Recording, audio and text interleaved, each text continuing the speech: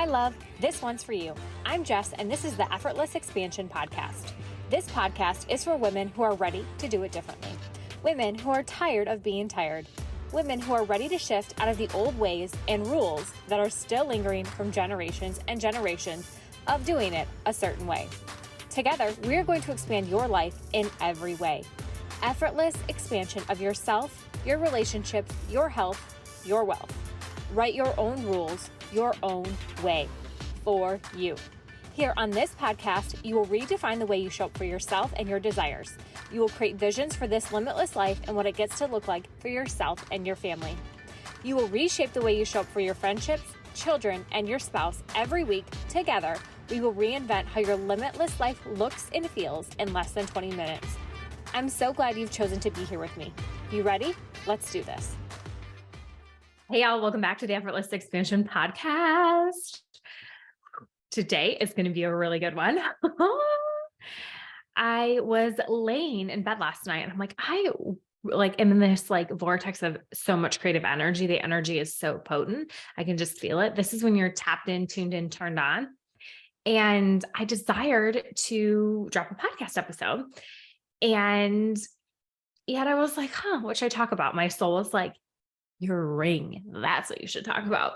And so here we are.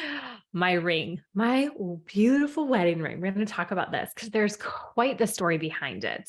But before we dive in, I want to tell you what's going on in my world. So as I'm recording this, I am getting ready to launch. By the time this drops, it will be open, the Deep Mastermind. This is an 8-week mastermind for the woman who is not the breadwinner in her family, but desires more for her life. Doesn't have to worry about necessarily paying the bills, holding the support, the financial support of your family, but desires more, something else. And you might not even be sure what that is yet, or you might, but something more for you other than just maybe staying at home, or maybe volunteering, or maybe anything else you do, but there's something more that you desire, something bigger you desire to get into. So the Deep is a mastermind for women who are not the breadwinners, but desire more in their lives, whatever that more is for you. So this is an 8-week mastermind where together we're going to talk via Zoom with all of us on Zoom. And then we're going to have daily Voxer support. So what that looks like, Voxer is a little app where we can essentially walkie-talkie back and forth the things that come up for you. We're going to focus on really what comes up for you in your family. What are you supporting? What are you holding? Because as the woman who isn't the breadwinner, I know what it's like to support your family, to support your spouse who has a impactful position or role, which supports your family. You hold them, and you also hold your children, right? You take them to and from school, you get them organized, you get them to their activities, all these things. And at the end of the day, you are the one who a lot of things fall to, right? The laundry, the cooking, the cleaning, the dishes, all the things. And you love that. Yet there's this yearning in your heart for more, what that looks like, a mission, a magic, a passion, a purpose. And so we're really going to dive into holding all these things, holding the magic that comes with not having to hold the financial burden of holding your family up, while also getting to hold yourself, getting to play in the desire of, yes, I desire something more. And figuring out what that is, and or bringing your passion, your magic, your mission, your purpose to the actual world. So this is the Deep Mastermind that's coming out. And I'm so excited for it. This is this next evolution of me for really claiming who I am, that I don't have to work, but I desire to. And it's finding the other women that are on similar paths and coming together to celebrate and hold each other in this affluent life that we live, and in the gratitude that we have for this life, and moving it forward in the world, what that looks like for us. And together, we're going to come together in the sisterhood and the mastermind and bring this to the world, bring us to the world, see ourselves in a different light, heal what needs to be healed within ourselves, to know that we are worthy of this life, that we don't have to make all the money, and to know that we are well cared for and we get to use this energy for something else. I also have a couple spots left in the Unknown, which is one of my favorite containers. It's a one-on-one space for 3 months where we go really deep and we take you from where you are now to where you desire to go, where your manifestation actually shows up. And the space in between is the unknown. So taking you through the journey of, instead of looking over your shoulder, asking where your manifestation is, to embracing the unknown, finding the magic in the unknown, integrating all the lessons in the unknown, and then using the laws of the universe, using the manifestation where I tap into your energy, where we do alchemical healing for what needs to be healed. We rewrite the programs and the rules. So really, when your manifestation actually shows up, you're like, oh, wow, yes, of course it is. Because it's inevitable, it's going to show up, right? But can we enjoy the journey in the unknown from where you are now to where you're going? Because you're going to get there. Most of you are, right? If you're doing the work, if you're thinking and feeling and taking action towards it, you're going to get there. But it's, can you enjoy the journey? And this is really something that I've mastered, and it's my honor to walk other women into it. So it's 3 months together. You get a 90-minute activation call, and then we are in Voxer 4 days a week. It's so magic, so potent. Oh, it's such a good space right now. So that's also available to you. So that's what's going on in my world. And I want to jump in now and talk about the ring. So this ring that I'm wearing on my finger, if you've been following me on social media, on Instagram, which PS you should be, Effortlessly Jess, this is a different ring than I would have been wearing on my finger in my videos and all the things. This ring, my husband gave to me as an engagement ring. We were engaged in Bora Bora. He got down on one knee and proposed to me on the beach. It was so magical. I used to be able to speak French as a secondary language, and he asked me in French. Do you think I can remember any of that now? No. Do you think I remember how to speak French now? No. But this is the ring he gave me. And then this is my wedding band underneath. So 4.5 years ago, I was very pregnant. And we had come home from an event that night. And when you're very pregnant, oftentimes your wedding ring doesn't fit. And mine fit, but it was very uncomfortable, very tight. And so I took it off that night, and I thought I put it on my bedside table, just right next to my bed, right next to where I sleep. But when you're also pregnant, if you've experienced this, you are very forgetful. At least I am. And I had forgotten about my ring. And we had a dog at the time, and we had Tyler, and I, again, was very pregnant, and we were very busy living our life. And I had forgotten I'd put my ring there, or at least that's where I thought I had put it. And then a couple weeks later, we were going to another event, and I wanted to wear my ring, or I think we were going to Thanksgiving, and I wanted to wear my ring, and I couldn't find it. Actually, it was Halloween, I remember. And it was actually like October 6th. We went to this event where I think I put it at my bedside table. Halloween, I couldn't find it. And I called Nick, actually, who's at work. I'm like, hey, have you seen my wedding ring? He was like, what? No. I'm like, I can't find it. It's not in the jewelry box. I don't know where it is. And so then I'm playing back the last time. It's 11:11. Make a wish. Yes, please. More, please, universe. Abundance, please. Abundance, joy, love. So I remember saying, I retraced kind of my steps the last time I wore it, what I think I did with it. So I go digging behind my bedside table. Can't find it. Where is it? All the things. I don't see it there. And I'm like, what the heck? And I'm like, okay, it's going to be fine. I'm going to find it, whatever. So it's Halloween. I was going to Tyler's school party. No big deal. I remember saying to Nick, I'm like, can you come home and help me look for it? And he's like, no, I'm at work. So he comes home, we look for it, we can't find it.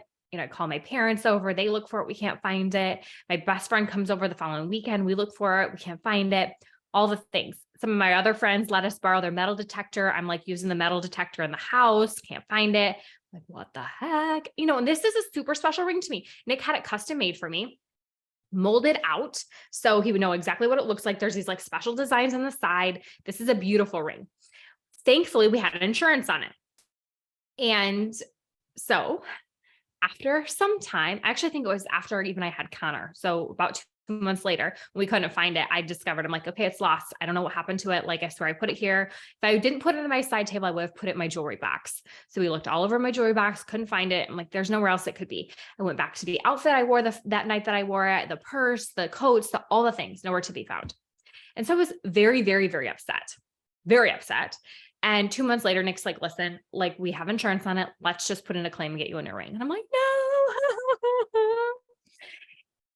But I wanted a ring. It was important to me to have a ring. It was important for Nick that I had a ring on my finger.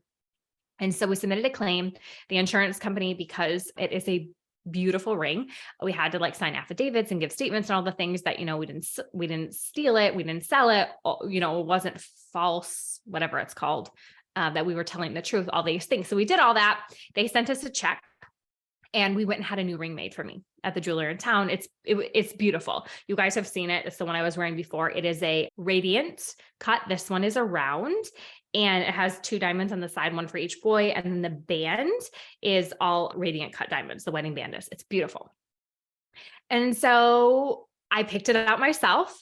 This one I did not. This one I said I wanted, when we were talking about getting married, I said I wanted a round ring, and Nick had it made for me. This other one I picked. And then of course I had, the 2 diamonds on the side represented the boys, and I learned to love it. I learned to love that this was the story we were in, that I lost this ring and I felt so freaking bad for it. Nick, I want to just say, never made me feel bad for losing the ring. Never. And when I think about if the roles were reversed, I think I would have belittled him a lot about losing his ring, and he never gave me a hard time about it. Thank the Lord. What an incredible man he is. I'm so freaking grateful. So anyways, I learned to love the other ring. Loved it. And I honestly thought this ring was gone. Well, right before my sister's wedding in December this year, this is going to sound terrible because I don't lose things, okay? But I wear retainers every night because I love my teeth. I love straight teeth. Like, I don't like when they shift. I don't like how that feels, the tightness. So I've been wearing retainers ever since I got my braces off at 13 or 14, literally every night, almost every night.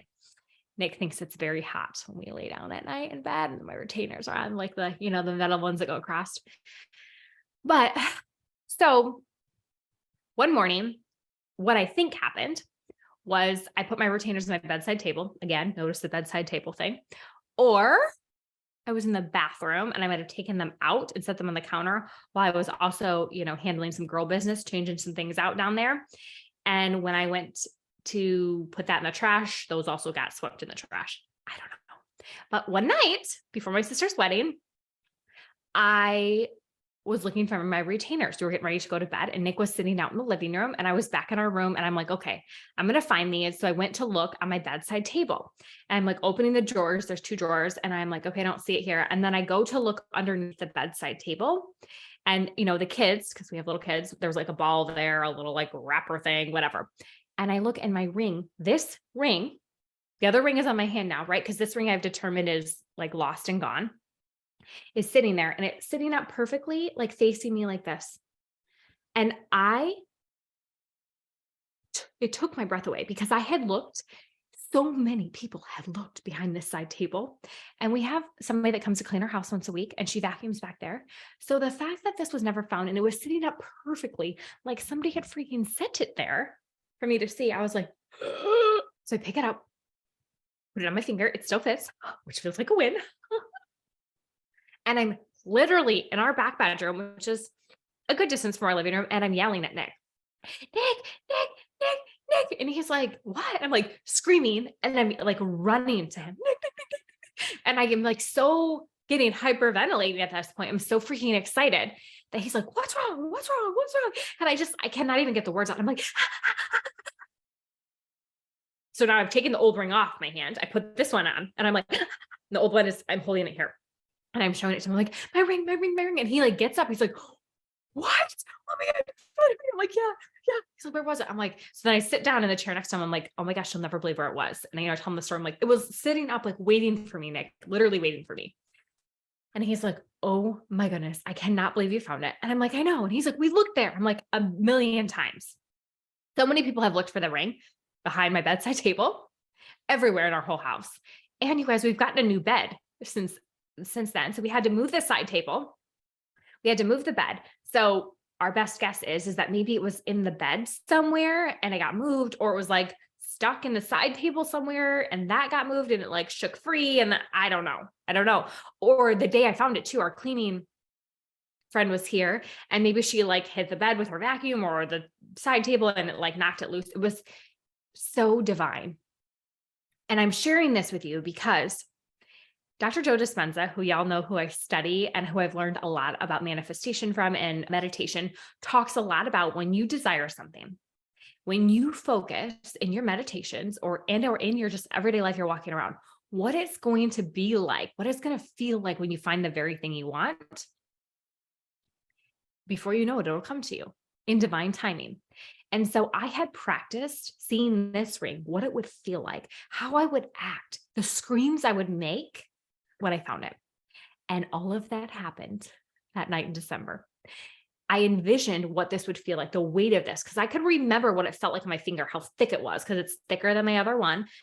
And I could remember, the diamond, of course, how beautiful it was, what it was like when it gave it to me, how, much it stood out, how much it gets caught on my hair and certain things. I could envision all those things. And then I embodied the feelings that it was going to feel when I actually found it, the screams, the joy, the excitement, how it was going to feel on my finger, what I was going to say to Nick.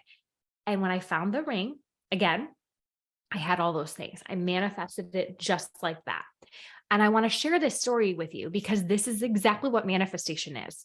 And if you keep practicing, and I kept practicing this for so long before I finally was like, okay, whatever, it'll come to me when it comes to me, and I'll be surprised. And I had no attachment to it because at this point I was like, yeah, I'm probably not going to find it. It's lost somewhere, right? Like it got thrown out, or I don't know.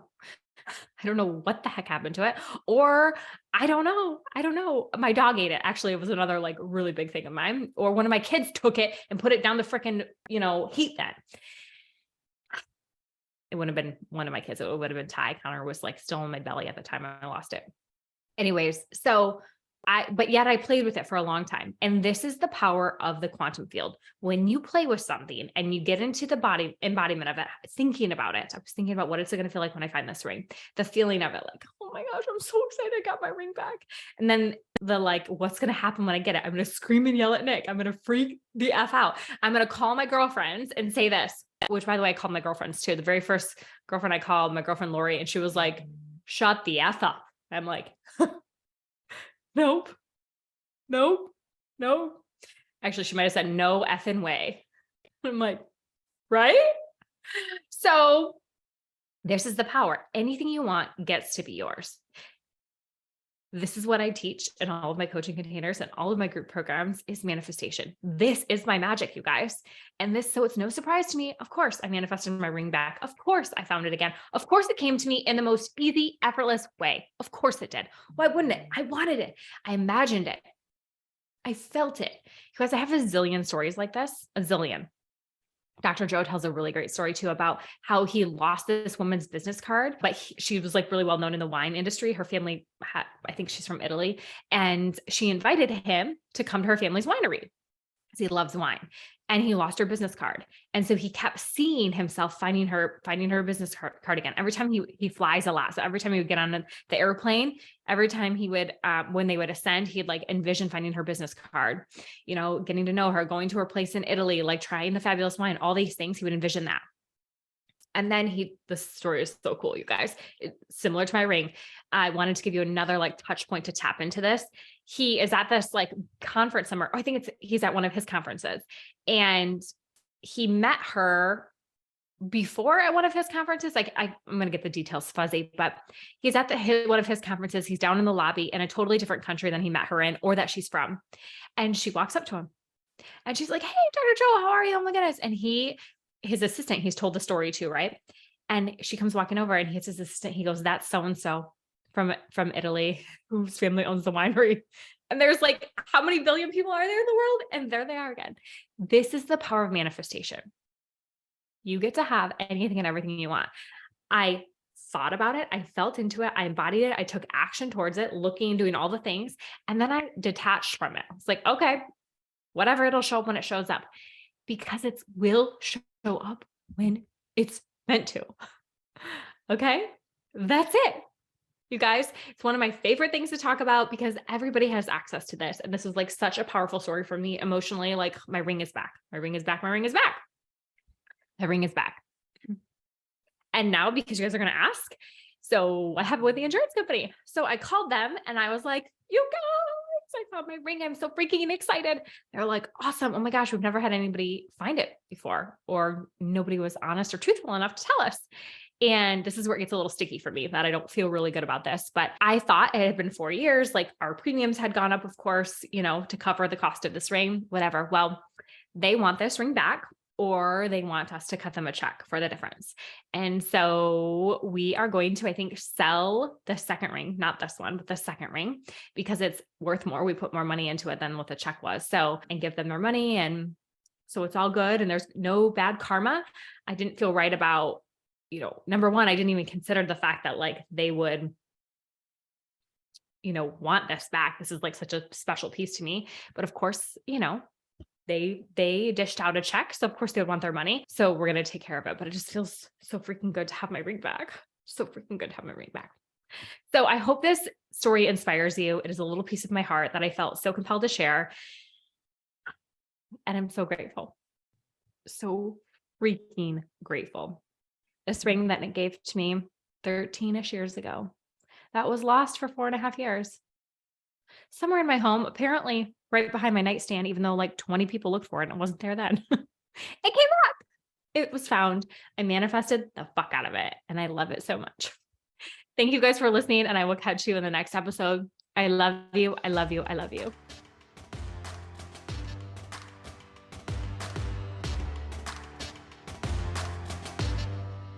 Hey, if you love this podcast episode, can you please do me 2 quick favors? 1, take a screenshot of the podcast episode you're listening to right now, post it on your stories, and tag me at Effortlessly Jess. I'm going to be so thrilled to hear from you, and I will always repost it for my audience to see. 2nd, if you're listening on Apple Podcasts, can you please leave me a 5-star review? These 2 little things take only a few minutes, but they mean so much to me. Not only does it make my day to connect with my soul sisters on the internet, but as a podcast host, these are 2 things you can do to help me get my message out to impact the women of the world. Thank you so much, and I can't wait to talk to you in next week's episode. To your effortless expansion always.